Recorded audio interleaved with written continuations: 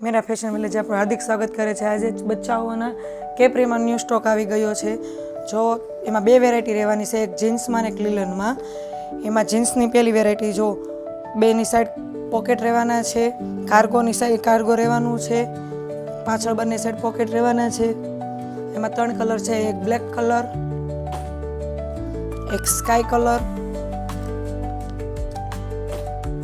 અને grey colour રહેવાનો છે।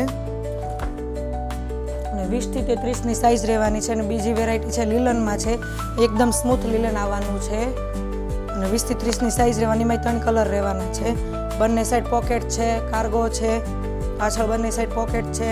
એમાં 3 કલર આવવાના છે, એક ગ્રે કલર, બ્લેક કલર અને પિસ્તા કલર।